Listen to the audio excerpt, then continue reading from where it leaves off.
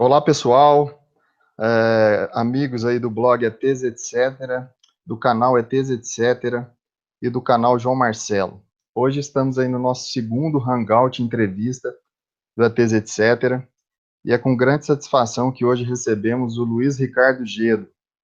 O Gedo nasceu em 10 de janeiro de 1956, em São Paulo, é economista de formação e pesquisador de ufologia desde 1968. Também pesquisa arqueologia, parapsicologia, transcomunicação instrumental. Também é articulista, expositor de doutrina espírita, é professor, dá cursos e palestras, é produtor e apresentador do programa Fenômeno UFO desde fevereiro de 2001. Fenômeno UFO, uma janela para o cosmos, é transmitido pela Rede Boa Nova de Rádio, 1450 AM, todos os sábados, às 14 horas. O programa apresenta entrevistas e atende aos ouvintes que participam fazendo perguntas sobre o fenômeno UFO e sobre espiritismo. O apresentador também recebe fotos para análises. Seja bem-vindo aí, Luiz Ricardo Gedo. E eu já começo lhe perguntando, Luiz, o que te estimulou a começar a pesquisar o fenômeno UFO? Bom, vocês estão me ouvindo? Alô? Perfeitamente. Perfeitamente.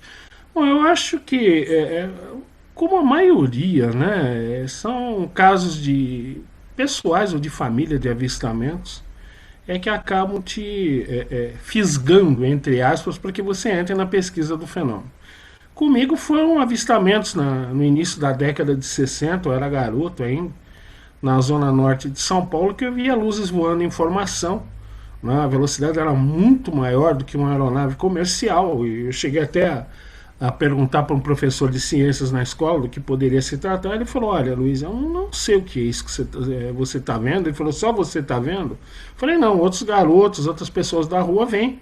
Porque naquela época a iluminação de rua aqui em São Paulo era bem precária, né? Eram lâmpadas mesmo. Então você tinha uma ótima visibilidade do céu, você não tem a poluição luminosa que você tem hoje. Então você observava muito bem, né, aquelas luzes no céu voando em formação de V, né, fazendo manobras em ângulo de 90 graus, né, uma velocidade, hoje eu calcularia, hoje com melhor conhecimento, na faixa de 3 a 4 vezes a velocidade do som. Né, e sem causar aquele boom sônico que deveria causar. E isso foi o que me levou, depois avistamentos da família, né, também acabaram me levando para esse caminho. João Marcelo, gostaria de fazer a sua primeira pergunta? Sim, eu queria perguntar para o Luiz Ricardo, uma curiosidade que eu tenho, é a opinião dele sobre essa questão de 2019, do Chico Xavier, se ele concorda com que se 2019, caso sejam cumpridas aquelas premissas que o Chico Xavier colocou, se será o ano do tão sonhado contato, da revelação, tão sonhado pela gente que, como você, é apaixonado por esse assunto. João, o que o Chico fala não é bem isso, né? Ele fala que em 1969, quando o homem pisa na superfície da Lua, houve uma reunião com espíritos de escola, inclusive Jesus, né? E foi decidido o seguinte, que seria dado um prazo, né, de 50 anos para a humanidade, e se nós não cometêssemos nenhum absurdo, tipo uma guerra nuclear, a partir daí nós entraríamos numa fase de paz, né, de muita prosperidade para a civilização humana, né, e depois dessa fase, aí sim, a etapa seguinte seria o contato com seres extraterrestres. Não que isso vá ocorrer em 2019, não é isso. Né? É o início de uma fase de ouro para a humanidade. Né? Para mais à frente, aí sim, o contato com extraterrestres.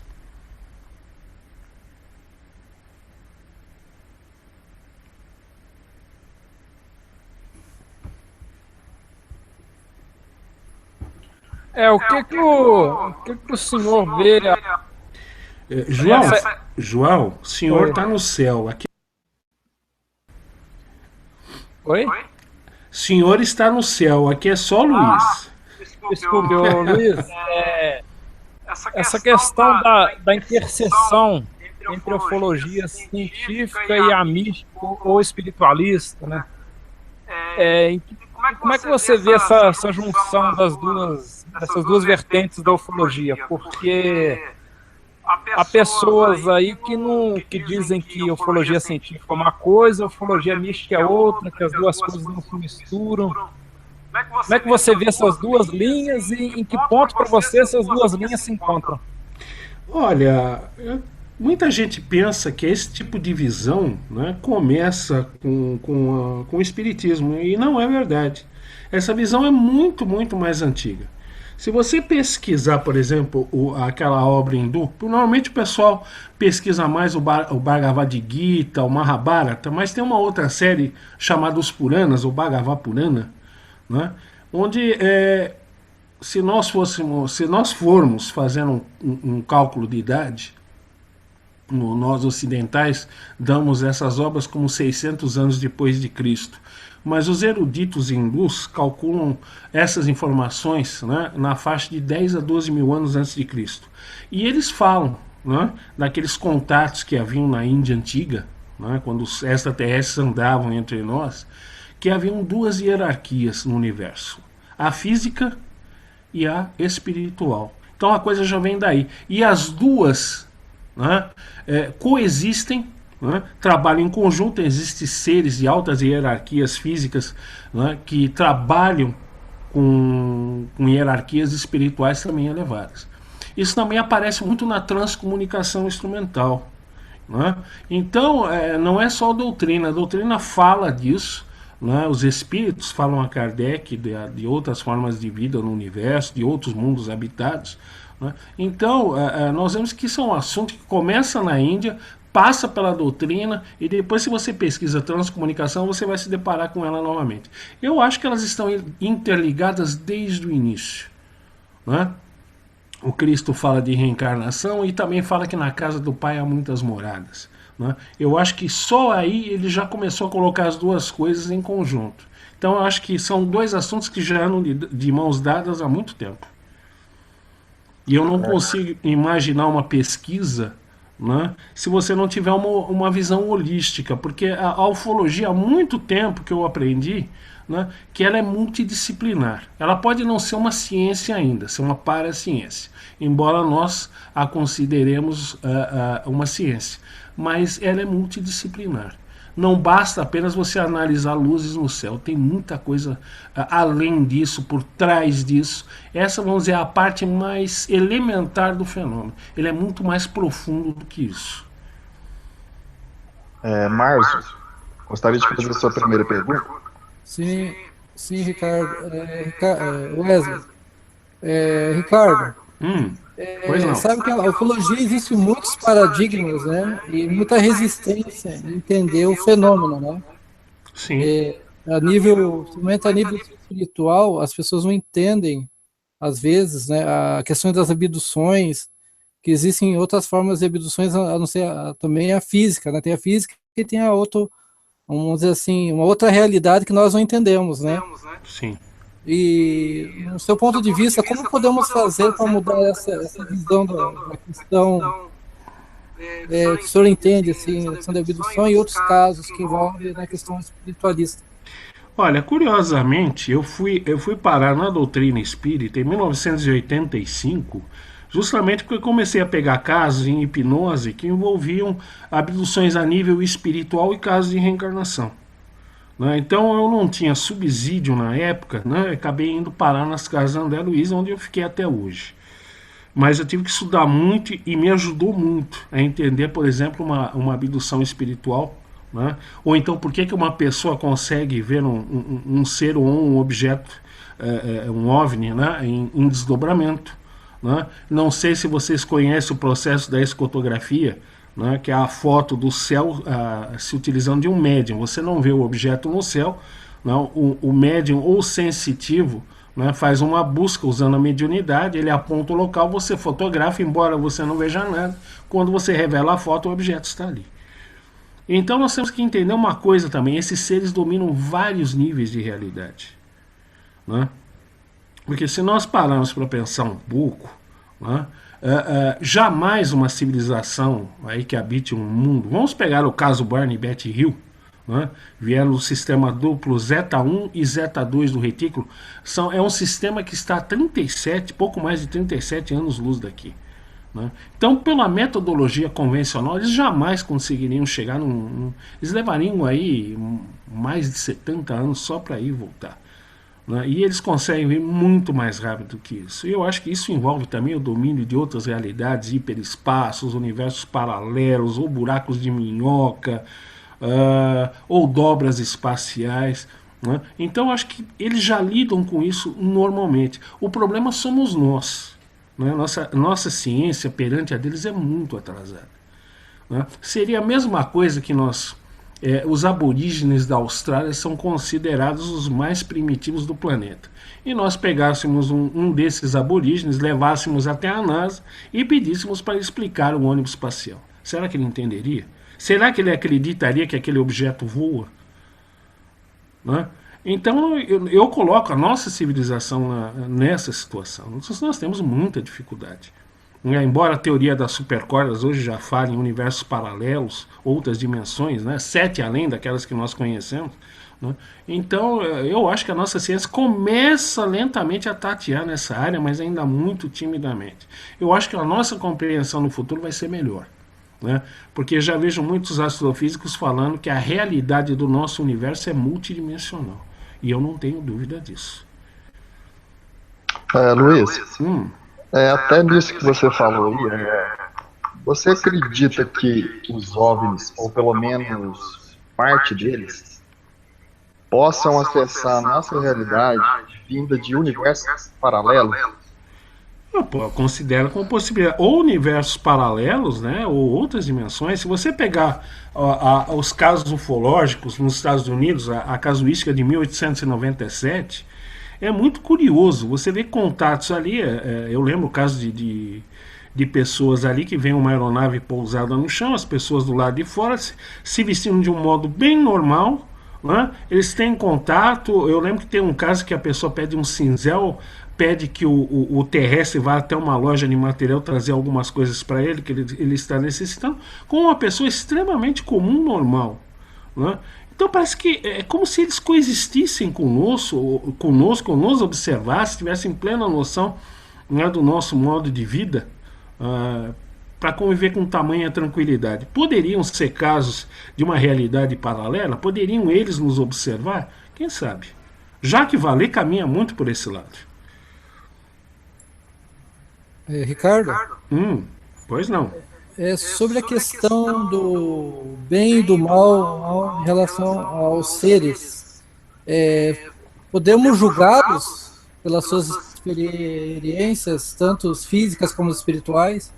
Eu acho meio difícil, porque eu não sei quais são os objetivos deles aqui, porque eles usam a metodologia que usam, se essa é a metodologia real, ou eles fazem isso para nos iludir, né, adotam certos tipos de comportamento, né, na nossa frente. Eu não sei se isso é real ou não. Eu não sei o que ocorre também fora do planeta. Né, se há acordo entre essas civilizações, né, se há um acordo para que eles não mostrem os seus reais objetivos ou não nos deixem conhecer os reais objetivos. É muito difícil você colocar, né, como se fazia antigamente, né, o mocinho usa o chapéu branco, né, naqueles westerns antigos, né, e o bandido usa o chapéu preto. Eu acho muito limitado esse tipo de visão. Eu tenho um certo receio dessa hipersimplificação.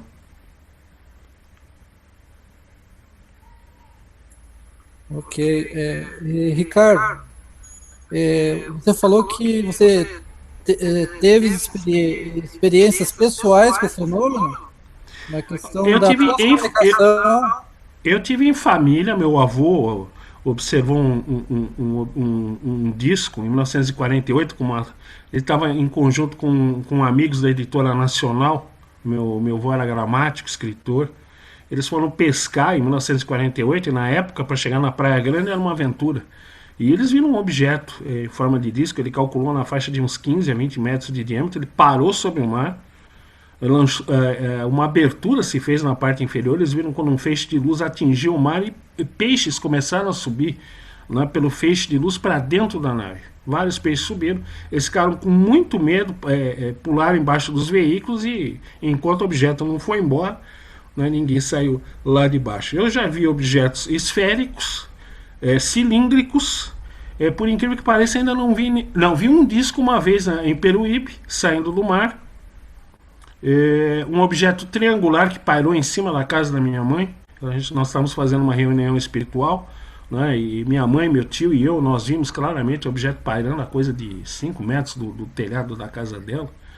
Né. Eu cheguei inclusive a ligar para o Campo de Marte, relatar alguma coisa e depois deles extraírem as informações que eles queriam, do que eu havia visto. A pessoa da aeronáutica simplesmente falou: muito obrigado, infelizmente não registramos nada no radar, né? Então uma boa noite, e desligou o telefone. Então foram algumas das experiências que eu tive. Seres eu nunca vi, tá? Só apenas as naves. Wesley? Gil, Pois você não. acredita que seres extraterrestres já estejam entre nós, disfarçados ou muito parecidos conosco? Olha, quem chegou a essa conclusão primeiro nem fui eu, foi a OTAN, né? Em 1962, projeto Abordagem. Os UFOs sobrevoando as regiões fronteiriças do Pacto de Varsóvia e da OTAN na Europa. Muitos casos de alerta aéreo. O pessoal da OTAN começou a pesquisar aquilo, descobriu que não eram aeronaves russas que estavam ali no momento, né? Os próprios russos chegaram a entrar em contato, né, alertando para a presença de veículos norte-americanos e europeus, mas eles falavam: não é uma aeronave nossa que está aí. Né? E eles lançam um projeto chamado Abordagem e eles chegaram à conclusão, né, que eram veículos extraterrestres e que existem algumas raças que são praticamente idênticas ao ser humano que andam aqui entre nós. Eles, inclusive, tinham muito receio que um desses seres, né, usasse algum uniforme militar, entrasse dentro de uma instalação nuclear e iniciasse uma guerra, mas depois eles descobriram que são civilizações pacíficas, não estão aqui com esse tipo de objetivo. Existem vários casos, na Rodésia, onde um técnico em eletrônica acaba conhecendo um engenheiro numa empresa, hoje é o Zimbábue, né, antiga Rodésia, e depois ele descobre que o cidadão ali era um ser de outro orbe, e o ser inclusive o convida para acompanhá-lo, porque ele ia embora, ele terminou a missão dele aqui na Terra. O terrestre achou que o amigo estava inventando uma história, né, que era bobagem, mas ele entrou na brincadeira e falou: vamos ver até onde ele vai. Ele deu uma carona pro engenheiro ali até um descampado. Ele falou: pode parar aqui, mas ele falou: aqui não tem nada, aqui nós estamos no meio de lugar algum. Ele falou: espere que a nave vai chegar. Depois de 30 minutos a nave veio, pousou, né? Ele apresentou os demais tripulantes da nave. Não vou lembrar o nome dele agora, acho que era Edwin o nome dele, né? E a nave parte, ele ainda chegou, o Edwin era radioamador, ele ainda chegou a enviar 3 ou 4 mensagens, depois ele nunca mais entrou em contato, né? Então acredito sim, é bem possível sim. João Marcelo? Eu queria passar uma pergunta aqui do chat do YouTube, da Suzete Mara. Ela pergunta a opinião do Gedo sobre os projetos militares secretos que forjam desde a década de 40 falsos contatos. Bom, nós sabemos, né? É muito comum de vez em quando aí você se deparar na internet com discos voadores com a estrela da Força Aérea Americana, né? Veículos com capacidade de ir até Marte e voltar. Nós vemos muita falácia aí, né, com relação a isso. Agora, nós não podemos esquecer, quem pesquisa ufologia, né, que existe um trabalho muito grande de desinformação, né? Isso já vem desde o final da Segunda Guerra Mundial, né?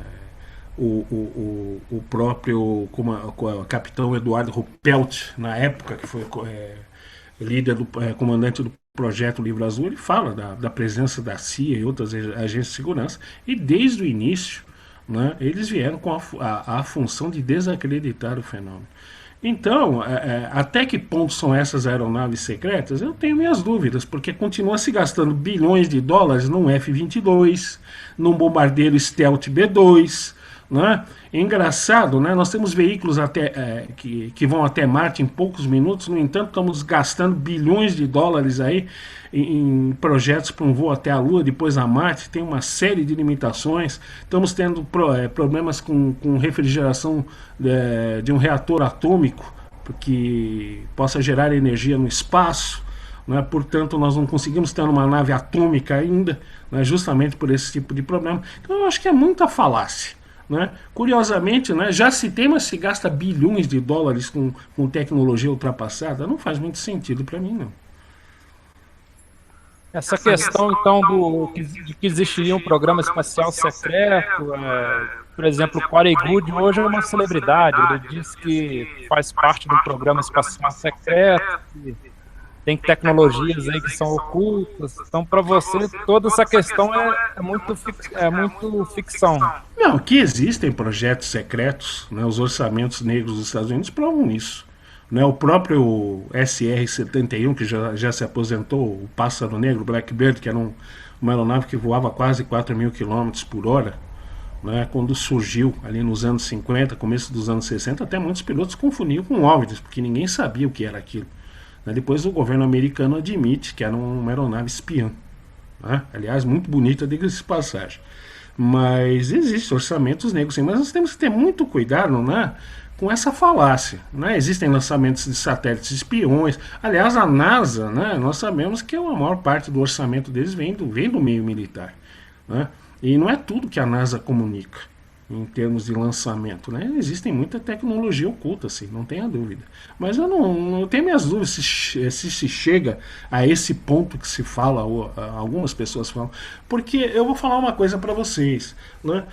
As pessoas falam, mas nós não temos como comprovar, fica uma situação algo delicada, porque falar é fácil, agora eu quero ver se alguém consegue comprovar isso, entendeu? Com fatos e dados concretos, reais. Luiz, eu tô com uma pergunta aqui ilustre. É do Carlos Alberto Machado, que participou do último Hangout aqui. Do primeiro Hangout aí do E307. Ele queria que você falasse sobre o Jacques Vallée, sobre o trabalho dele, você sabe, o que pode nos passar.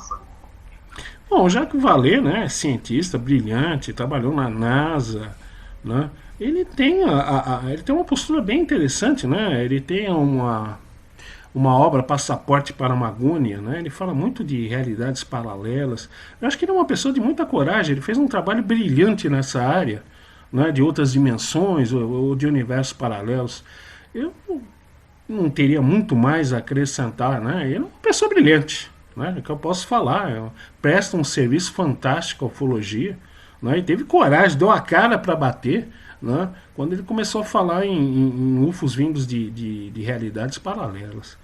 Né? A coisa já não é bem vista no nosso universo, quanto mais de realidades paralelas. Eu acho muito, muito interessante o trabalho dele. Eu tenho, inclusive, 2 ou 3 livros dele, né, a respeito de pesquisa ufológica. Eu considero ele uma pessoa brilhante, brilhantíssima. Márcio? Luiz Ricardo, eu estava pensando assim, a questão da população, né? Ela tem muitos avistamentos e eu não sei se está aumentando desde esse ano agora. Está tendo muitos relatos, né? E eu acredito assim que no meu entendimento que eles já estão aí há muito tempo, né? Eles não vão chegar, eles já estão aí, só estão se mostrando mais, né? Eles não sei qual o motivo dele, não sei se é várias raças que estão aí aparecendo. Eu queria perguntar assim, Luiz, você acredita que vai ter um momento aqui na nossa sociedade que vai ser liberado todas as informações, os governos vão ser obrigados a liberar a questão ufológica para o povo brasileiro e mundialmente falando? Olha, você sabe que eu sou economista de formação, né? Eu não vou lembrar agora, João, se foi no Congresso Mundial de Economia de 2012 ou 2013, né? A gente acaba acompanhando um pouco, né, pela própria formação.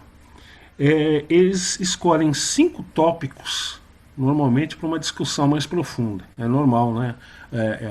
Nesses congressos são feitos na Suíça. E eu não lembro se em 2012 ou 2013, né? Quando eu fui olhar os 5 tópicos que iriam ser debatidos em profundidade, 2 me chamaram a atenção, o primeiro e o quinto. O primeiro era como preparar a humanidade para um futuro contato com outras civilizações. Estou falando de um congresso de economia, não estou falando de um congresso de ufologia. E o quinto tópico era, né, como encarar o aumento do poder cognitivo do ser humano. Você não acha isso muito estranho num congresso mundial de economia? Onde estão presentes economistas, banqueiros, financistas, empresários, né, que é o pessoal dito pé no chão. Né, porque nós somos o pessoal da cabeça que voa. Eles são o pessoal de pé no chão. Né?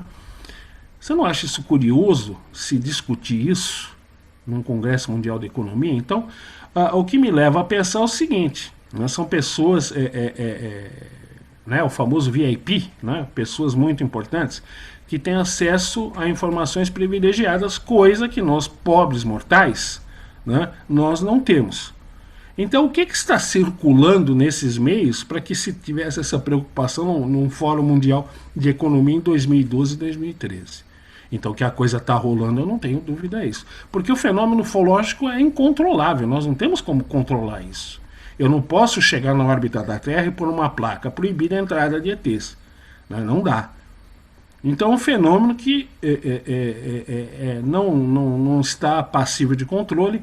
Nós vemos hoje, né, as Forças Armadas de vários países liberando arquivos, e eles sempre negaram isso. Não, isso é bobagem, não estudamos, não nos interessa, não nos acreditamos. Você vê Espanha, Canadá, França, Inglaterra, Austrália, Nova Zelândia e vai por aí, liberando arquivos. Ou seja, eles mentiram para nós o tempo inteiro, eles pesquisam o assunto. Né? Só que o que se criou, nesse caso, foi uma zona de conforto. Né? Não são veículos interplanetários, são objetos voadores não identificados. Eu estudo, sei que eles existem, mas não sei o que é. Eu lembro até quando um general da Força Aérea Chilena, ele disse o seguinte, né, que todo pesquisador sério deve pesquisar nesse nível de objetos voadores não identificados. Quase que eu complementei, que deverão continuar não identificados. Né? Essa é a ideia.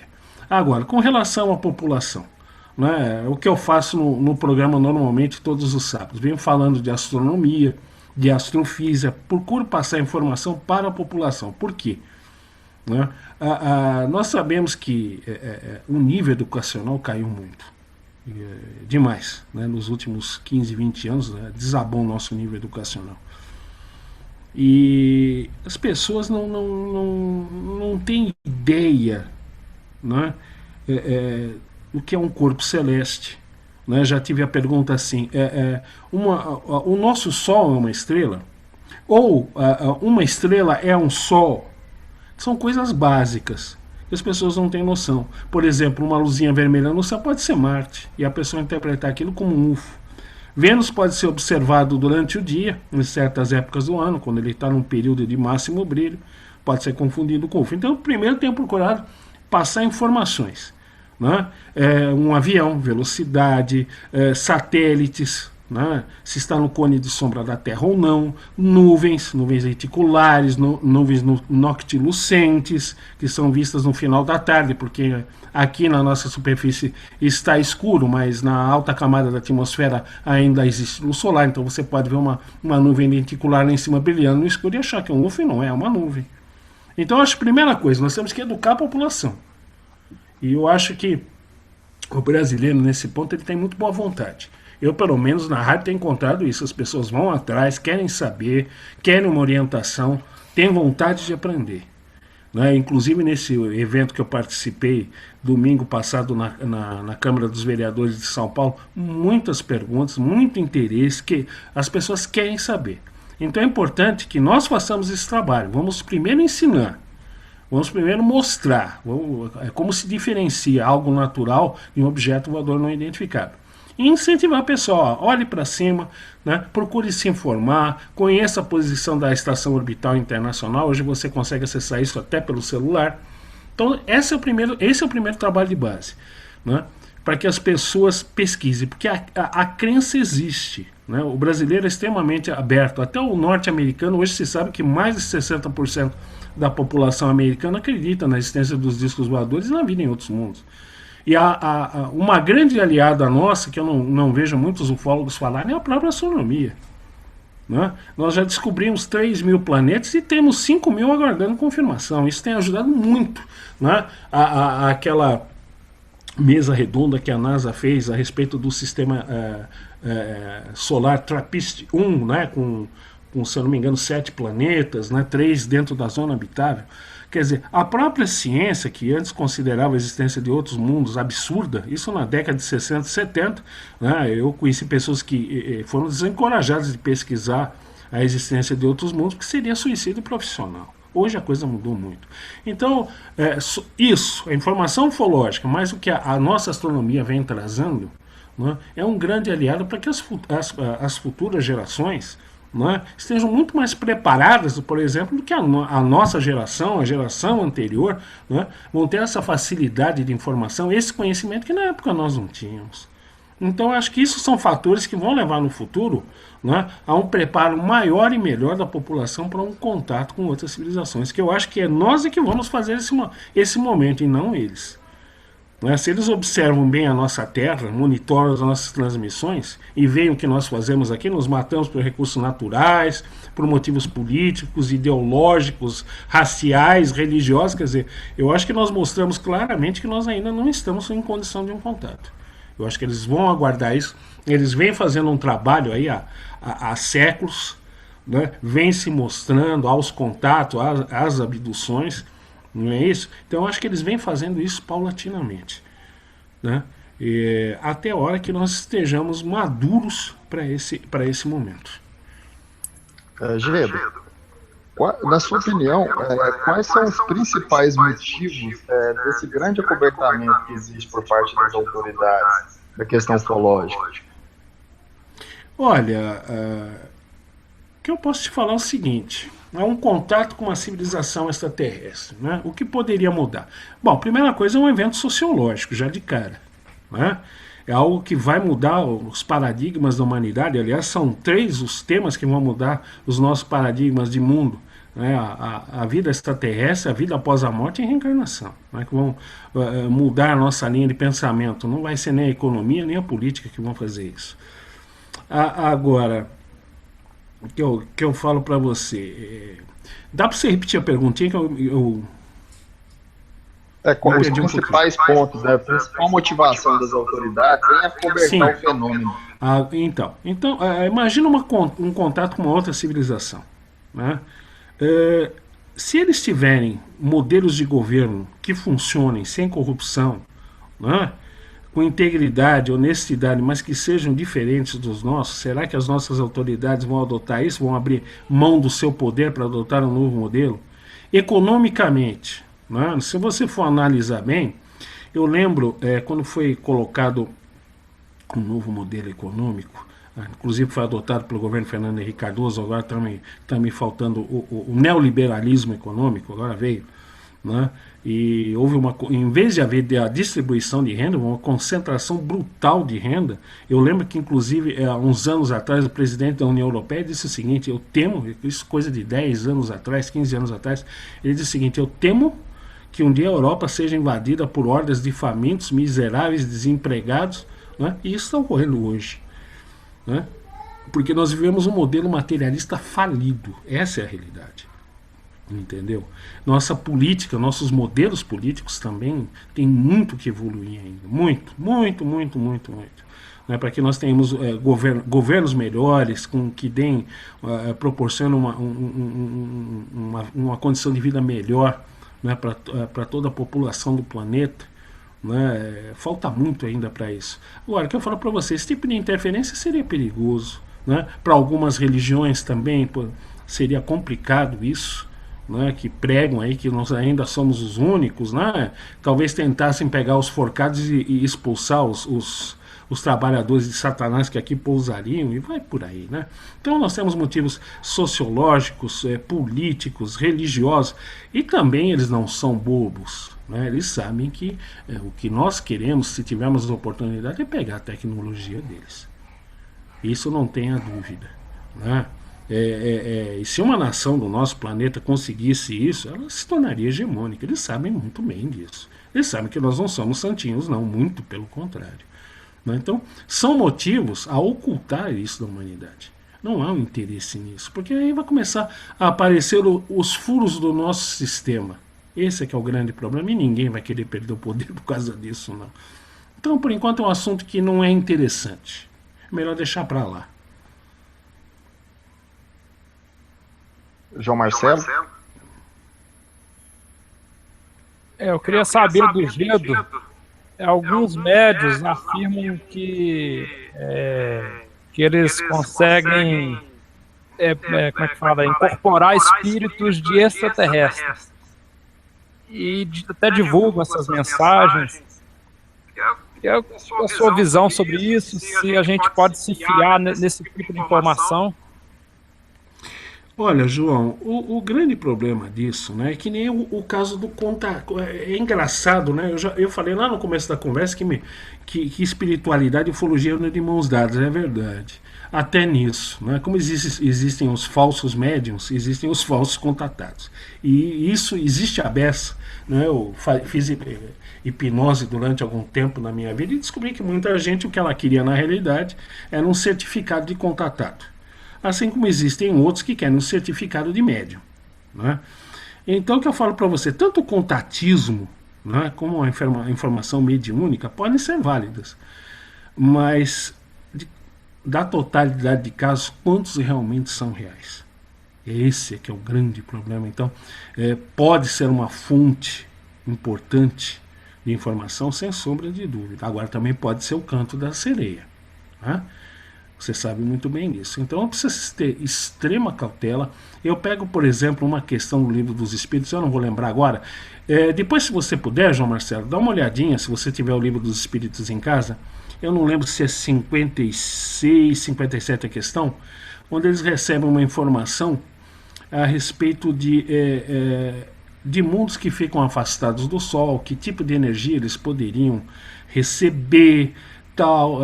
Aí os espíritos falam que nós ainda acreditamos que apenas a luz e o calor do Sol são a única condição para que um planeta tenha vida, etc.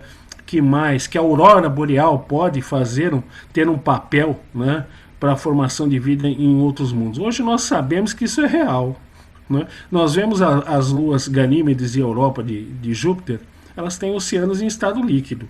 E elas ficam numa região do espaço que a temperatura beira os 190 graus abaixo de zero.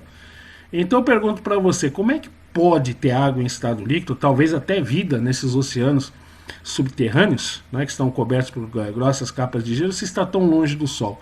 Hoje nós sabemos que isso é possível, não só a possibilidade da existência de vida, né, também pela água em estado líquido. Por quê? O efeito maré da gravidade de Júpiter faz com que as rochas internas atritem, né, gerem calor e haja água em estado líquido em luz que estão numa região do espaço que a temperatura beira os quase 190 graus negativos. Testes simulados em supercomputadores da NASA dizem que a aurora boreal pode ser uma fonte de energia para uma forma de vida elementar. Portanto, a questão está absolutamente certa. Aí vem a pergunta que eu vou te fazer, meu amigo João. Quem passou essa informação? Nenhum cientista humano teria esse nível de conhecimento. Seria um espírito de outro homem? Ou seria uma comunicação telepática, né, que o médium achou que era uma comunicação espiritual? É muito difícil, se você trabalhar, um dia tiver a oportunidade de trabalhar com hipnose, tá? Você vai ver que é muito complicado você diferenciar um tipo de comunicação da outra. É complicadíssimo. Muitas vezes você não consegue diferenciar, tá? Uma comunicação de um espírito de uma comunicação telepática de uma entidade extraterrestre encarnada, Vivinha da Silva. Entendeu? Então o que eu falo para você, precisa se ter muita cautela. muito cuidado. Vi várias pessoas que se diziam contatados ou tinham contato mediúnico e não tinham coisa alguma. Né? Você vai fazer os pré-testes, né? Antes da hipnose, você vai ver que a pessoa se enganou ou é mal intencionada. Que é uma fonte sem sombra de dúvida, mas se necessita de uma extrema cautela para se lidar com esse tipo de informação. Você vai ter que trabalhar muito em cima dos dados, né?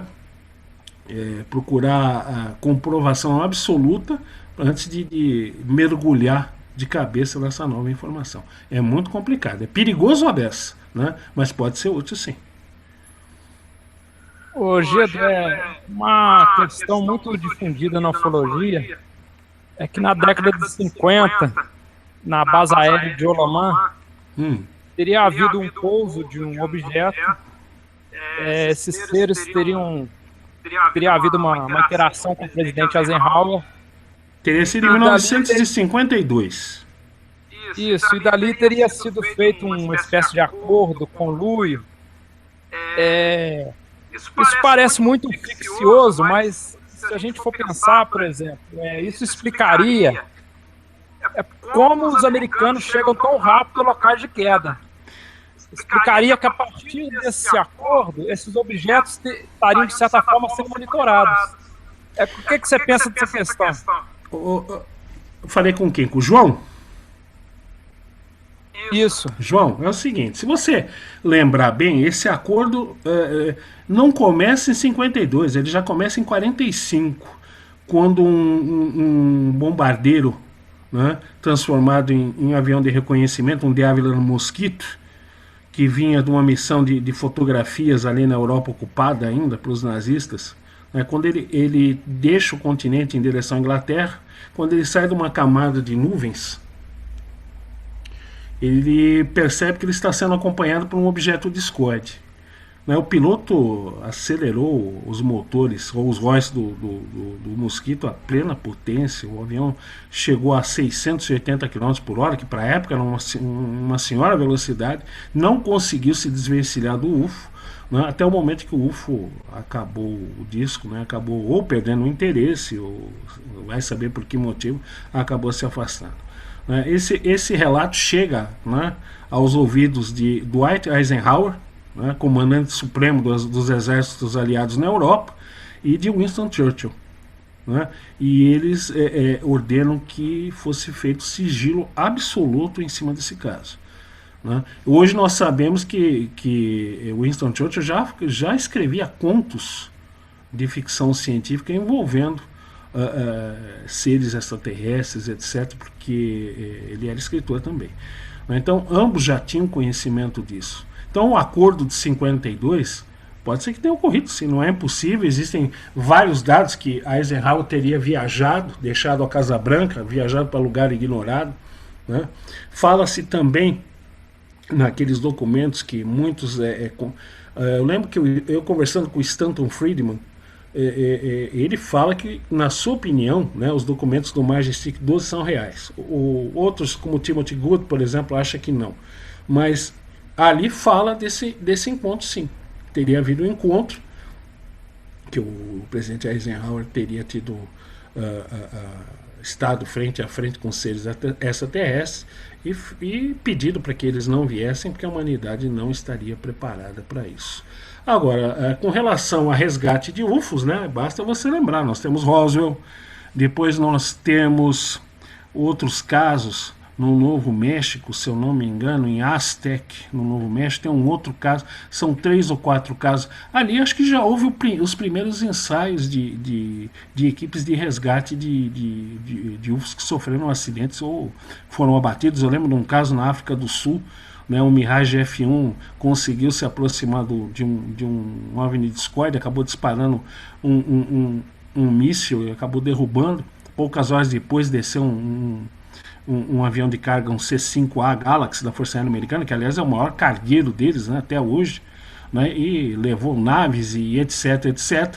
Né. Dizem também as más línguas, né, que no caso Varginha teria ocorrido a mesma coisa, né, teria ido tudo parar ali, depois do exame na Unicamp, teria ido parar no aeroporto de Viracopos, um 747 cargueiro, teria levado tudo, né? Aí para onde fica por conta da imaginação de cada um. Então, que devem existir, sem sombra de dúvida, né? Eles já tiveram vários casos para treinar e treinar bem. Qual é a sua opinião sobre o caso Varginha? E muita gente perguntando aqui no chat do YouTube a questão que existe muita especulação quanto ao sumiço do Vitório Pacatini, né? O Vitório Pacatini, que eu saiba, mora em Minas, mas ele é uma pessoa assim, vamos dizer, algo eremita, né? Ele não gosta muito de muitas companhias, ele prefere morar mais isoladamente. Não é que ele tenha sumido, não. Ele mora em Minas, não lembro se é uma fazenda, um sítio, ele mora ali. O caso Varginha, para mim, é o mesmo problema do caso Roswell, né? Pode ser um caso fantástico, só que nós não temos evidência nenhuma. Né? Nós temos alguns relatos aí, né, como tinha o do Jesse Marcel, no caso Roswell, tinha também de se não me engano, um geólogo que estava com uma equipe ali de estudantes, acabou ficando preso 3 dias numa cabana até os militares recolherem todos os destroços do UFO do caso Roswell. Aí nós temos as 3 meninas aqui no Brasil, né, as 2 irmãs e a prima. Quem mais? O caso da morte estranha do Marcos Eli Xerezi. Nós temos, só que nós não evidência mesmo, né, como diz o norte-americano, the hard evidence, nós não temos nenhuma, né? Esse que é o problema. Pode ser. O Stanton Friedman, normalmente com quem eu converso, ele fala que o caso Roswell é autêntico. Eu acho que também existe a possibilidade do caso Varginha ser autêntico. O problema é que eu não tenho com que provar isso para você. Esse é o problema dos 2 casos. Essa questão da evidência vamos dizer assim, smoking gun, que eles falam, né, em inglês. Não sei se o senhor já pesquisou sobre isso. A questão dos implantes que foram extraídos cirurgicamente. Há um documentário, Paciente 17, em que mostra o exame de fração isotópica feito em um desses implantes, e o resultado dá que o zinco ali entre outros elementos, né, o zinco ali do implante, não é, a proporção de isótopos não é compatível com o zinco aqui do planeta. Qual que é a sua opinião sobre essa questão dos implantes? Eu tive uma longa conversa com o infelizmente já falecido Roger Leir. Nós, inclusive, eu fiz uma entrevista com ele num hotel aqui em São Paulo, né, que eu acabei reproduzindo na rádio, etc.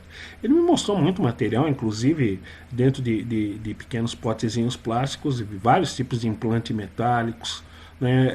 Ele me mostrou uma filmagem de uma pessoa que tinha um implante na mão. Ele foi com a pinça, né? Ele fez a cirurgia, abriu a pele, foi com a pinça tentar pegar o implante, e o implante simplesmente fugia da pinça. Ele filmou isso. Né? Você vê pelo raio-x, né, o implante tentando fugir da pinça. Eu nunca vi isso na minha vida. Né? Nós temos, ele mexeu, porque eu nunca tive oportunidade de encontrar implante, mas ele comentando comigo, ele falou: olha, Luiz, tem materiais estranhíssimos. Né? Você vê ligas incomuns, você pega alumínio com oxigênio. Né? Você vê ligas totalmente diferentes das nossas, materiais parecidos com acrílico, implantes biológicos, né? Que ao que parece, depois de terminarem a sua função, que eu não consigo imaginar o que é, né? Acabam sendo absorvidos pelo organismo. Ele me mostrou uma coisa muito curiosa. Né? O implante, quando você retira da pessoa, você tem que retirar um pouco de fluido da pessoa, né? E colocar o implante dentro do fluido, né? Porque senão ele acaba se desintegrando, ele desaparece, né? Então você tem que enganá-lo, né? Fazê-lo acreditar que ele continua no corpo da pessoa. Então ele me mostrou vários do tipo, várias filmagens de cirurgia, conversamos acho que bem umas quase 3 horas. Ele falou muita coisa, quer dizer, a informação que eu tenho a respeito disso. Que eu saiba, o Roger Leir é tido como uma pessoa de credibilidade no meio ufológico. Agora, eu mesmo nunca tive essa oportunidade de trabalhar com implante. Nunca aconteceu o caso que eu pesquisei, ou em hipnose, de a pessoa ter implante. Márcio, gostaria de te perguntar?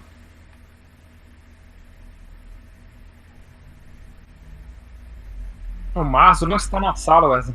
O Márcio teve saída? Então vou fazer uma pergunta aqui. O Carlos Alberto Machado, que participou do último Hangout, fez uma outra pergunta aqui que eu achei interessante.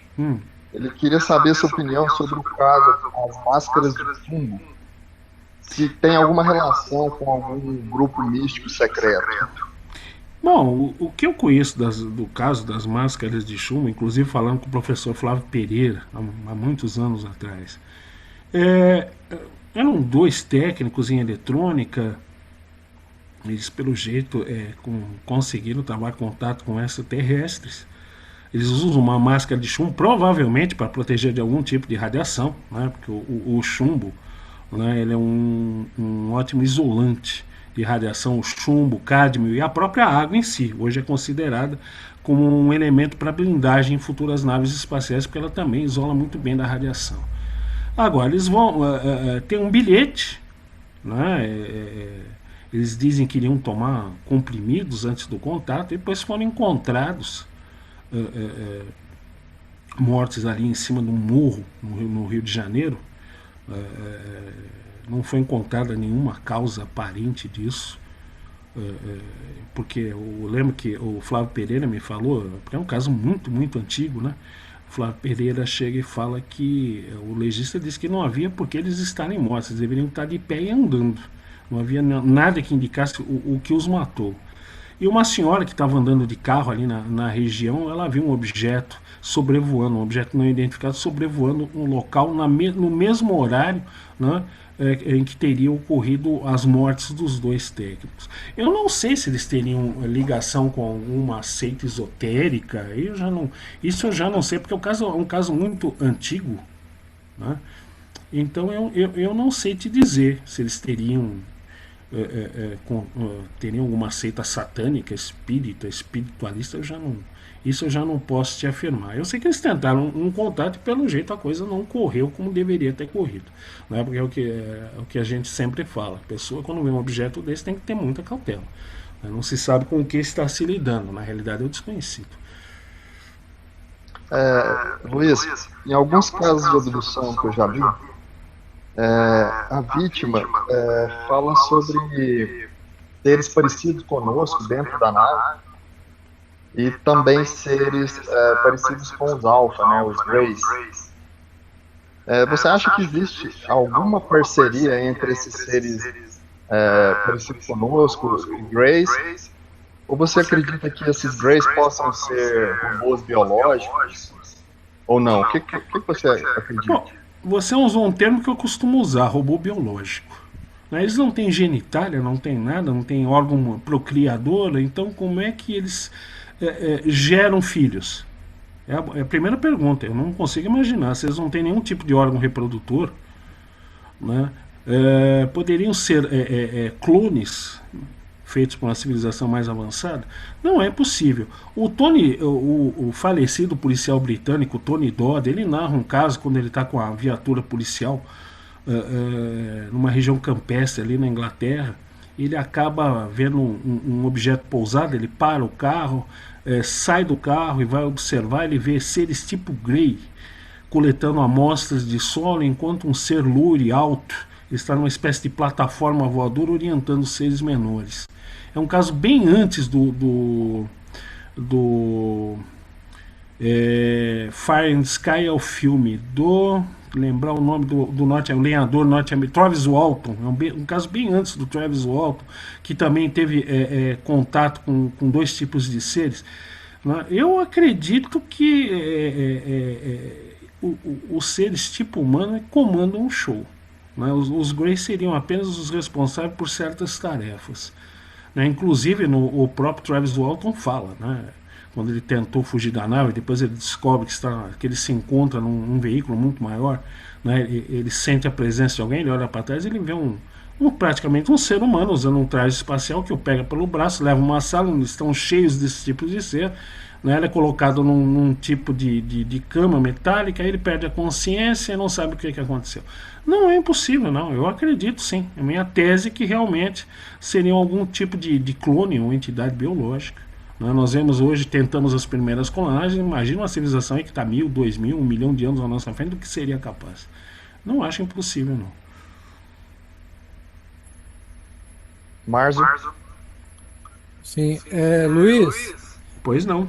Nas suas pesquisas aí, aconteceu de encontrar, tanto na abdução como algum caso de contatos comprovado, a pessoa adquirir paranormalidades? Eu peguei um caso, eu tenho um acordo com a pessoa, um rapaz, de não divulgar, ele é de São Paulo, mas não vou dizer de que região. E ele sai da casa dele à noite, ele tinha o costume de olhar para o céu, ele viu a materialização de um objeto esférico no céu, né, de cor amarelada. Ele ficou olhando aquilo, ele achou aquilo fora do comum, continuou observando, procurou observar melhor, depois se materializam mais dois desses veículos. E formam um triângulo em cima da casa dele. Ele realmente ficou com muito medo, ele entrou, fechou a porta.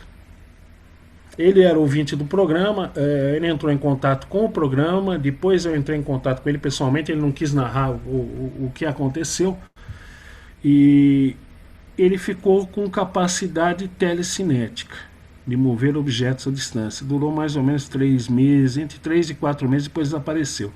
Nós fomos na casa dele, ele ligava os aparelhos, televisão, na época videocassete, tudo sem sair do lugar.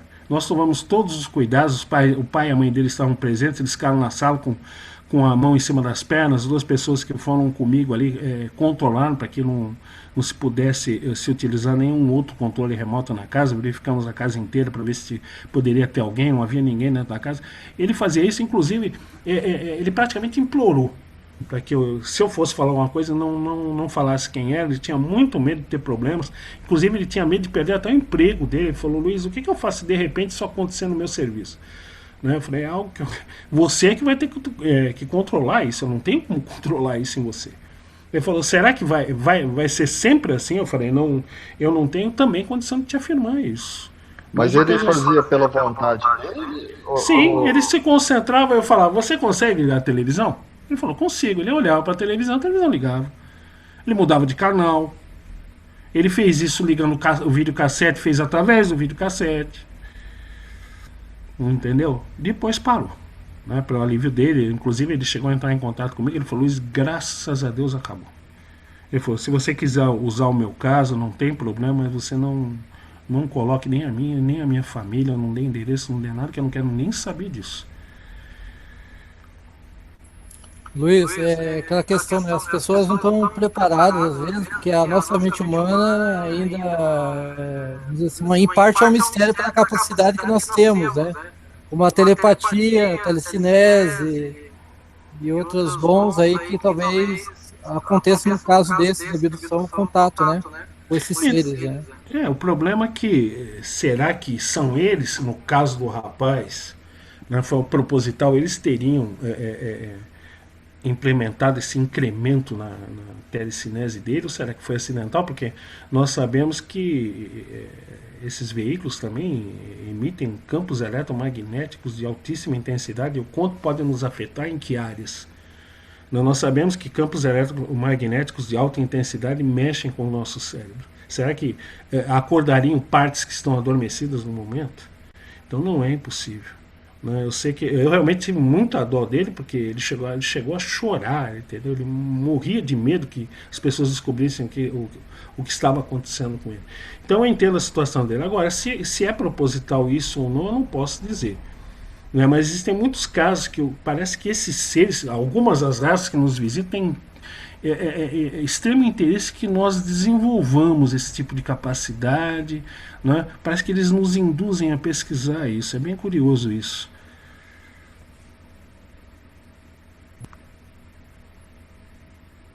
Luiz, eu vou perguntar um outro tema em relação aos casos brasileiros. Existem muitos casos brasileiros da casuística ufológica, né? Mas, na sua opinião, né, no seu ponto de vista, qual seria o mais importante? A Noite Oficial dos OVNIs, caso Varginha ou Operação Prato? Olha, eu não gosto muito, né, o caso mais importante, né? Eu acho que tem vários, mas já que você vai fazer o papel de advogado do diabo, eu vou entrar na sua, vai.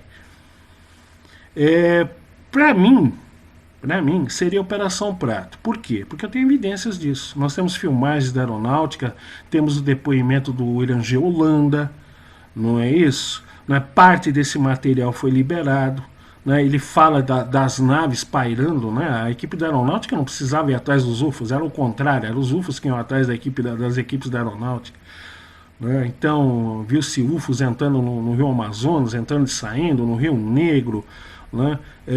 Vários tipos de situação, né, ocorreram com a equipe da aeronáutica, inclusive não sei se a materialização, né, não sei se aqueles dois seres que aparecem no quarto do Irangê Holanda estavam invisíveis, usando algum tipo de camuflagem, né, ou se eles se teletransportaram até o quarto dele.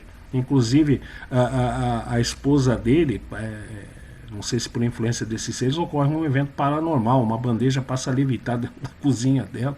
Quer dizer, são várias coisas muito interessantes e com provas, isso que é importante. Né? Para mim, o importante é isso. Né? Você vê uma interação desses seres, inclusive com o pessoal da aeronáutica. Né? Com o pessoal da região também, né? Aqueles exames de extração de sangue que ocorreram, né? O fenômeno chupa-chupa que vai dar origem à Operação Prato. Então, para mim, o melhor caso brasileiro é a Operação Prato, na minha opinião. Né? A noite oficial dos UFOs, a importância está nos radares, né, que captaram os objetos, inclusive naquela reprodução da Rede Globo, né, mostra-se claramente o acobertamento quando um oficial da torre de controle do aeroporto de Brasília entra em contato com o controlador de voo aqui do aeroporto de São José dos Campos e diz o seguinte: olha, se alguém perguntar uma coisa a respeito do assunto, você não sabe de nada, não viu nada, não aconteceu nada. Né? O que mostra que eles continuam mentindo. Né? O acobertamento continua. Se mostra certas coisas, mas o filé continua muito bem escondido. Então, para mim, né, o caso mais importante é a Operação Prato. O caso Varginha é o que eu falei para você, poderia ser muito importante se nós tivéssemos evidências, nós não temos. E Luiz, você acredita que o Irangê Holanda ele suicidou? Ou ele foi, entre aspas, suicidado? Não sei, né? O problema é que aí eu tive acesso aos depoimentos que você tem, né? O Gevaeri e o Marco Antônio Petit dizem que ele se matou. O jeito foi algo bizarro, né? Já um ufólogo argentino que é radicado na Bahia, o Alberto Romero, ele disse que foi assassinato, né? Eu não tenho como te dizer qual foi, eu teria que ter acesso a provas, né? O médico legista dizer, olha, realmente ele se matou, realmente há provas de que ele tem assassinado. Afinal das contas, a quem acusa cabe o ônus da prova, e eu não tenho essa prova. João Marcelo, alguma questão? Sim, tem perguntas aqui do chat do YouTube.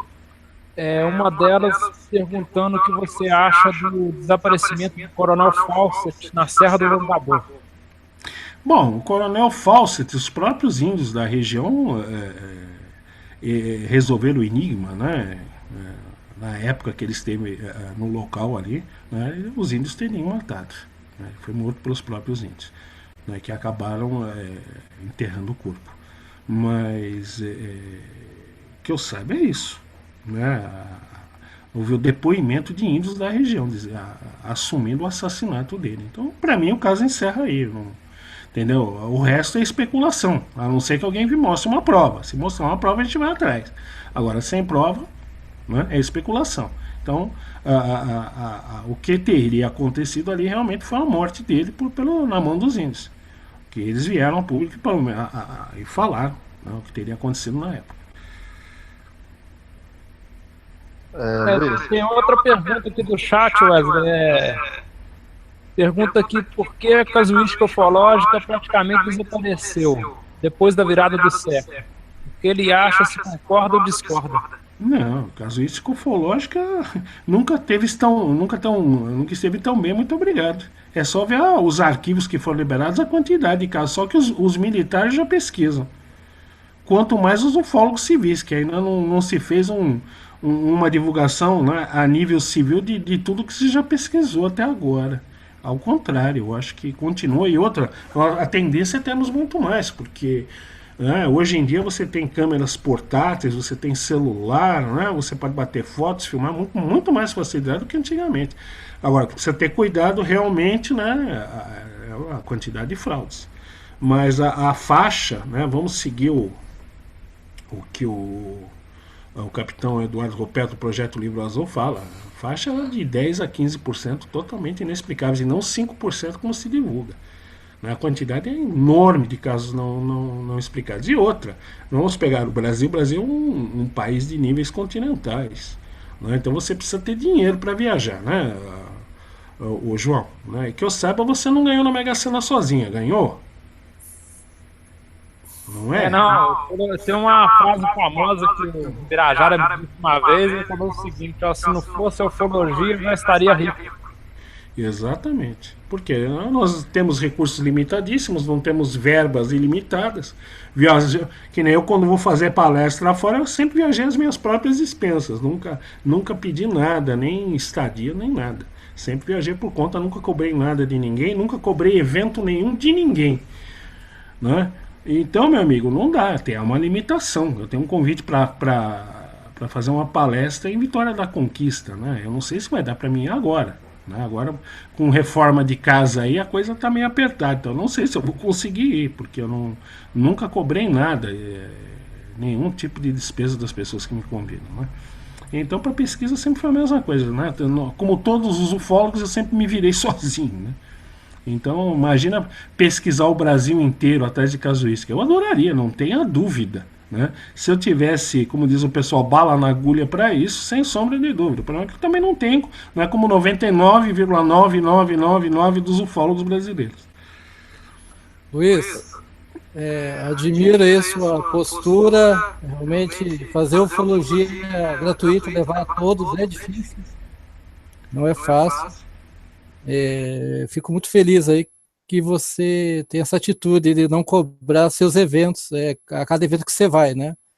Espero que você venha para Curitiba aí, algum dia, algum evento ufológico aqui. Será bem-vindo aqui. Não, sem sombra de dúvida. É que não é só os eventos dos quais eu participo, mas os que eu realizo também nunca cobrei nada. Nunca. Nunca.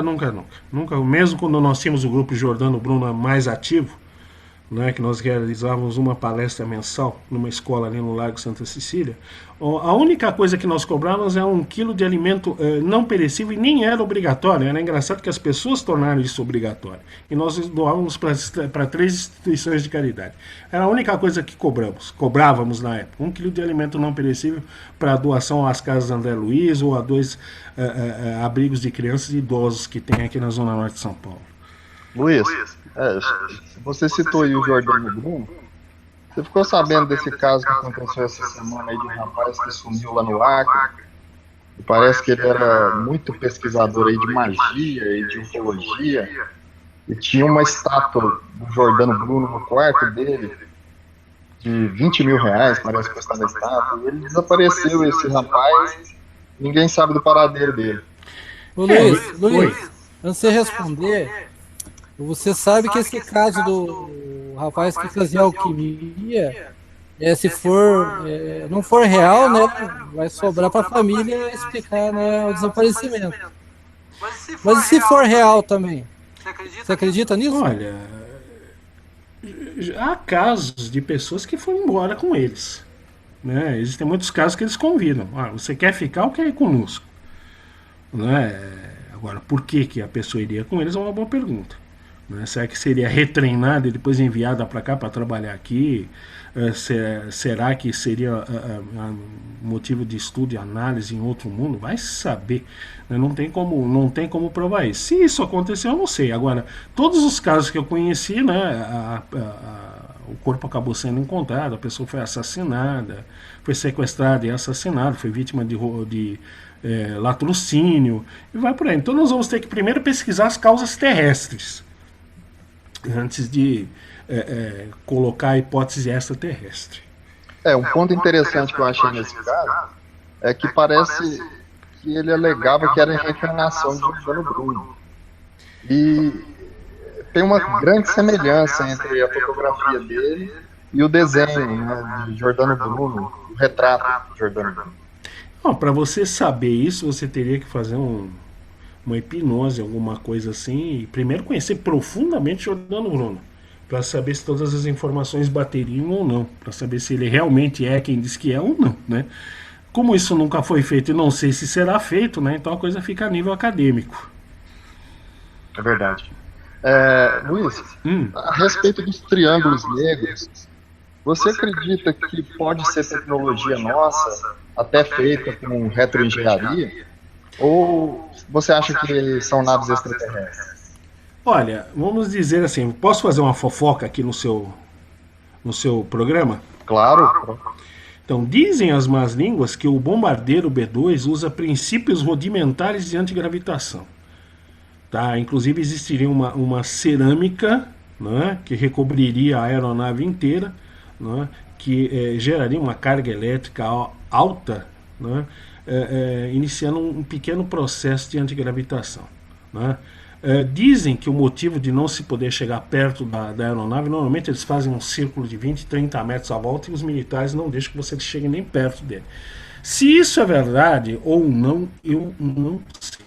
Agora, que nós ainda não temos o domínio da gravidade, eu acredito plenamente nisso. É uma área, inclusive, né, nós não sabemos ainda nem o que é a gravidade.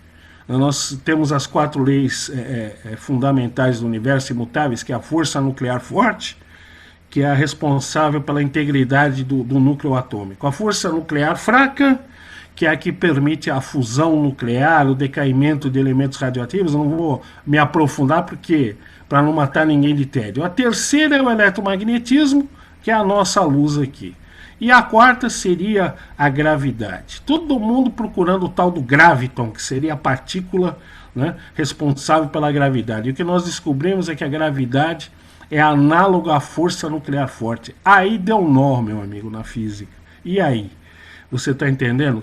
Ou seja, será que a gravidade também faz parte da força nuclear forte?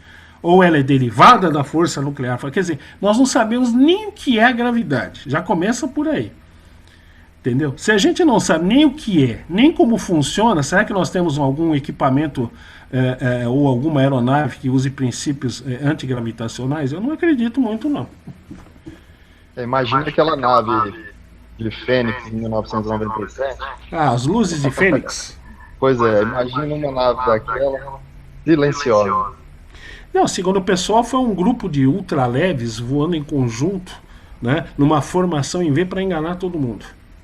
Não foi a explicação oficial? Eu achei que eram gansos. É duro, meu amigo. Olha, eles falam que os ufólogos são imaginativos, mas olha, o pessoal também é muito bom, porque eles vêm com cada explicação que eu vou te falar. Eu não sei se eu começo a rir ou a chorar. Luiz? Oi? Pois não. Eu gostaria de tocar num tema em relação às mensagens físicas que está aparecendo no planeta já até há muitos anos, né? Inglaterra. Os círculos, os agroglifos? Isso. Queria saber a sua opinião. Se é mensagem para nós, para eles, ou alguma coisa, outro assunto que nós não sabemos? Bom, primeiro nós temos que comprovar se um agroglifo é real. Então, para isso você vai precisar de uma série de laudos, você vai precisar de um agrônomo, você vai precisar de químico, né, fazer análise de solo, uma série de coisas para saber se ele é real. Naqueles casos que ocorrem aquela energia residual, que você entra com o celular, descarrega a bateria, a filmadora descarrega a bateria, né, que são os autênticos que as plantas dobram sem quebrar e continuam crescendo. Normalmente ocorre um efeito de hiperadubação, a planta que está no ciclo cresce mais do que a que está fora, etc. Então vamos presumir que os círculos que você está falando obedecem a todas essas características. Tem o laudo do químico, do engenheiro agrônomo, tudo bonitinho. Né?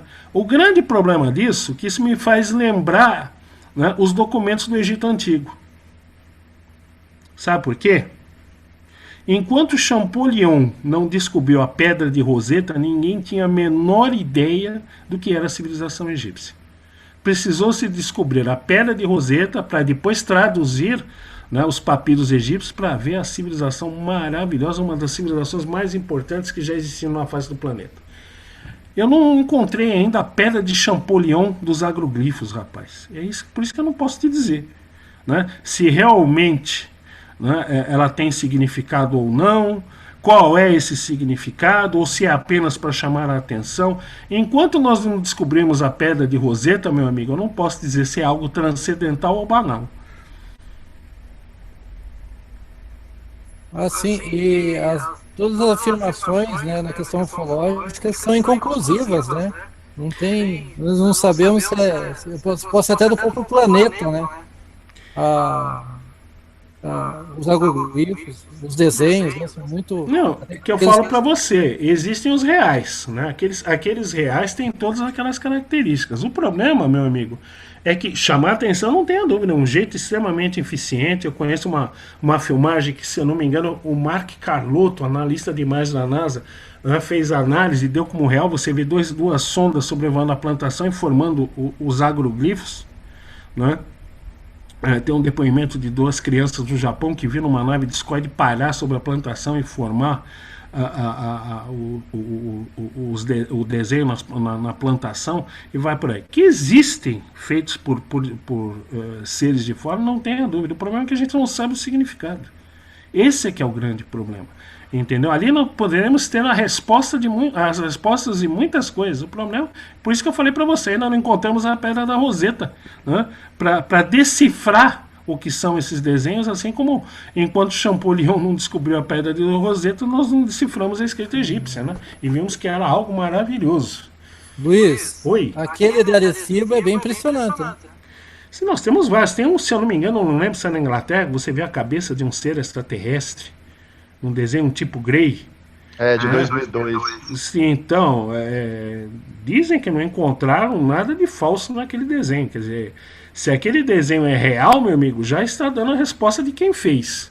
Né? Ele tem uma mensagem binária, né? Então, dizem que é binário, eu não sei se é. Né? Por isso que eu falo, nós vamos ter que decifrar isso. Entendeu? Para saber da real importância. Não adianta eu querer ser liviano com vocês, né? Ser sensacionalista, falar que é a resposta da humanidade, se eu não sei nem o que é. Né? Então existem casos que realmente parecem ser de fora. Agora o problema é o significado, né? Não sabemos o que é. João Marcelo, você tem uma questão aí do chat?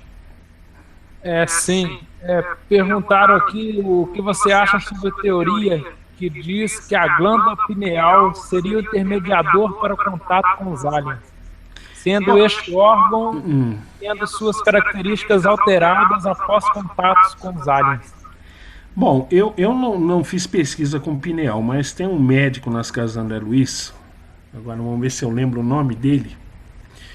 Ele fez um trabalho muito importante em cima da pineal e dos efeitos mediúnicos que ela poderia causar, né, ser a responsável pela mediunidade.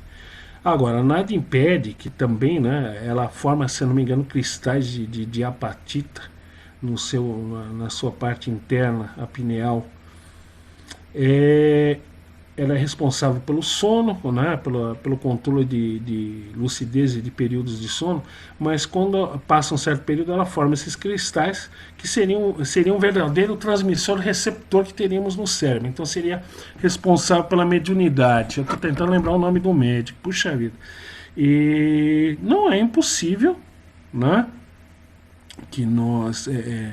que a glândula pineal seja responsável, por exemplo, pela telepatia, pela telecinese, vai por aí, não é impossível. O problema é que se tem muito poucos trabalhos nessa área. Nós tivemos muito no início do século, até a década de 60, a Universidade de Duke, nos Estados Unidos, fez trabalhos brilhantes nessa área, a Academia de Ciências de Moscou também, né? Que o problema é que nós ainda não sabemos ao certo. Nós não sabemos nem que onda, e nem que tipo de onda é a onda cerebral. Ela não é eletromagnética, não pode ser. Por quê? Porque experimentos de telepatia, né, com uma pessoa trancada dentro de um recinto dotado de gaiola de Faraday, blindagem eletromagnética, uma série de coisas, a onda mental passa sem problema nenhum. A pessoa liga um rádio, uma TV, não pega, mas a onda mental passa. E conversando com o Edgar Mitchell, ele narra aquele experimento que ele fez, né, no Apollo 14, com amigos seus, né, ficariam na casa dele, eram pessoas sensitivas, ele mandaria telepaticamente a uma série de números e símbolos que eles deveriam anotar, né, e o experimento foi coroado de êxito. Inclusive ele falou para mim, né, a NASA me criticou severamente, não pelo experimento, mas pela divulgação. né? Portanto, o que eu quero dizer é o seguinte na história, né? As nossas ondas de rádio são severamente afetadas, né, pela energia do nosso Sol. Né? Nós sabemos isso quando ocorrem as tempestades solares, o vento solar, né, pode causar sérios danos nos nossos sistemas de telecomunicação aqui na Terra. No entanto, né, o experimento telepático, mesmo sendo feito a partir do espaço, parece que a onda mental também não sofreu nenhum tipo de interferência. Aí vem a pergunta, que tipo de onda é? Nem isso nós sabemos. Luiz, não Oi. sei se você já teve a oportunidade de ver a imagem comparativa entre a glândula pineal, né, um corte feito no cérebro, separando os dois hemisférios, e o olho de Horus, do Egito. O terceiro olho? Isso. Você já chegou a ver essa imagem comparativa? É muito parecido visualmente. É sim, é verdade. Você tem toda a razão. É bem comparativo. Talvez, né, seja um jeito simbólico de interpretar a pineal, porque a pineal, né, ficaria mais ou menos nessa posição. Não é impossível. O problema, João, é que é uma área, né, que é de baixa credibilidade, né? Um cientista sério não vai pesquisar pineal, telepatia, mediunidade, né? Você sabe como é que é, você conhece bem, né? O pessoal pé no chão não pesquisa essas coisas, nem ufologia. Né? A gente deixa isso para os malucos que nem nós, né? Que tem a coragem de ir atrás. É verdade. Agora, que eu falo para você, não é impossível. Não é impossível. O nosso cérebro, o nosso potencial, né, continua sendo uma grande incógnita. Eu sei que nós temos um potencial fantástico, porque aquele rapaz da Galileia, que eu sou fã incondicional, ele disse o seguinte: sois deuses, um dia farão mais e melhor do que eu. E eu não tenho a menor dúvida disso. O João Marcelo tem uma pergunta. Pois não. O Jadon, o Arquivo Confidencial pergunta aqui no chat do YouTube o que você acha do último livro do David Jacobs. Ele diz que o plano de algumas raças alienígenas é habitar o nosso planeta com híbridos. Olha, o que eu posso falar para você, meu amigo? Eu vou me referir ao Bhagavad Gita de Nu, ao Bhagavad Purana, o Obra hindu. Existem, eu não vou lembrar o nome da raça, os Devas são os belos e seres de boa índole. Os Kimpurusas são aqueles que não são humanos, são muito feios, chocam a humanidade. Tem uma outra raça que ela tenta dominar seres inferiores através de telepatia, telecinesia, psicocinesia, mediunidade, uma série de coisas. Bom, só que eles não conseguem, né? E é dito na obra hindu que o chefão lá em cima estabelece limitações. Tá? E eu acredito que existe um chefão lá em cima, né? O Criador. Eu não concordo muito com a tese dele pelo seguinte: há limitações, porque senão pouquíssimas raças conseguiriam se desenvolver e evoluir. Né? Todas acabariam sendo alteradas, dominadas por esse tipo de tecnologia. Eu acho que há limites, viu, meu amigo? Eu acho que a coisa não é bem assim, eu faço o que eu quero, a hora que eu quero, quando eu quero. Eu acho que muitas das coisas que ocorrem aqui de modo negativo com relação a seres extraterrestres, nós somos os responsáveis por isso. Eu acho que nós abrimos a porta para o nosso próprio comportamento, né, como abrimos as portas para obsessores na área espiritual. Né. Eu acredito que a partir do momento, né, que nós passemos a seguir mais intimamente aquilo que o Mestre nos deixou aí há mais de 2000 anos, muita coisa vai parar em termos de abdução, uma série de coisas. O problema é que nós nos portamos muito como animais selvagens. Né? Para muitas dessas raças, talvez sejamos encarados como seres com animalescos com algum grau de racionalidade, meu amigo.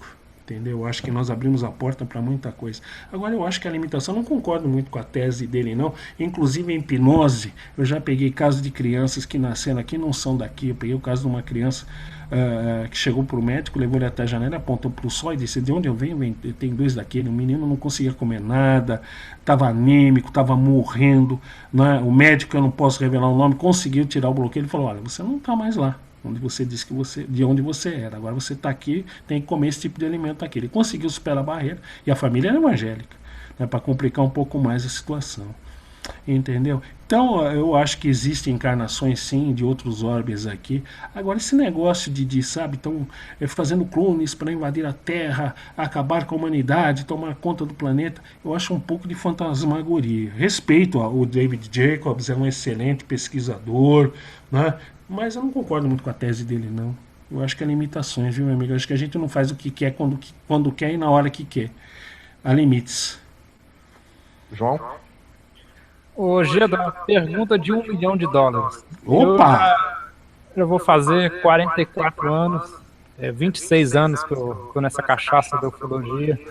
A ufologia moderna completa 70 anos este ano. Sim. 24 de junho. Isso, dia do meu aniversário. Opa! Na sua opinião, a minha geração vai ver o contato aberto que a gente tanto sonha, ou isso vai demorar muito ainda? Você acha que nesse século ainda a gente vai ter respostas para perguntas que a gente faz há 70 anos? Bom, você quer saber o momento do contato?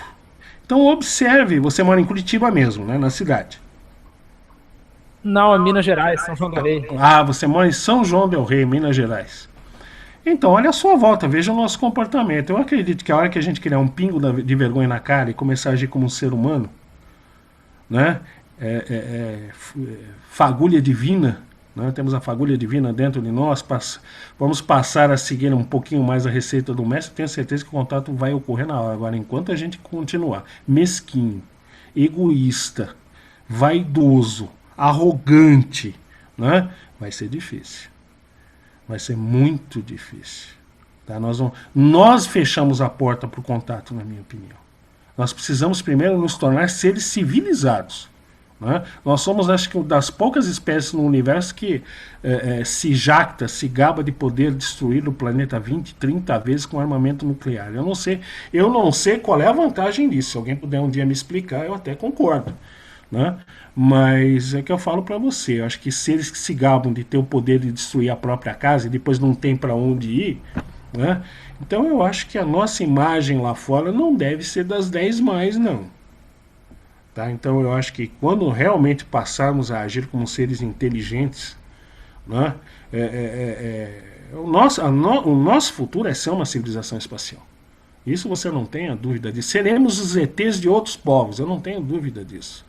Teremos que sair um dia daqui, porque quando daqui a 3 ou 4 bilhões de anos, quando o nosso Sol esgotar o estoque de hidrogênio em seu núcleo e começar a expandir as camadas externas, né, nós não estaremos mais aqui.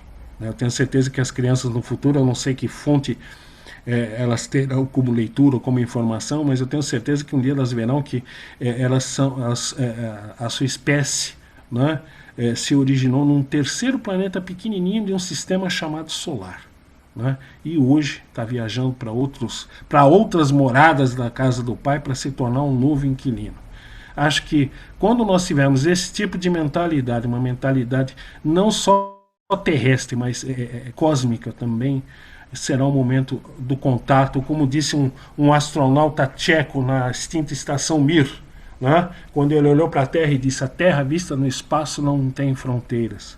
Quando elas não houverem mais aqui no planeta, não só as fronteiras entre nações, mas as fronteiras entre os seres humanos também, né? Aí eu acredito que nós estaremos caminhando para o contato. Antes disso eu acho muito difícil. Luiz, o programa está quase acabando. Eu queria fazer uma pergunta aí meio fora da ufologia. Pois não. Você é pesquisador também em transcomunicação incidental, né? Eu criei o laboratório nas casas André Luiz, fiquei mais de 3 anos à testa lá do laboratório.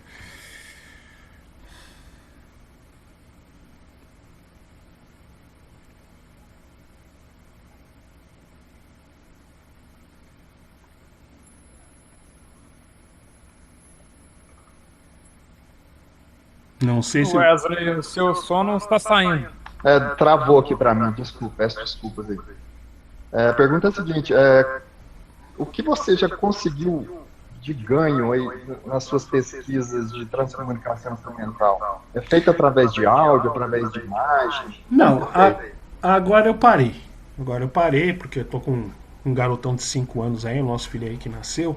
Então eu já não tenho mais o tempo que eu tinha antes. Minha esposa também participava. Nós tínhamos um grupo que era formado de um técnico em eletrônica e áudio, um psicólogo, minha esposa que é médica, uma professora e eu.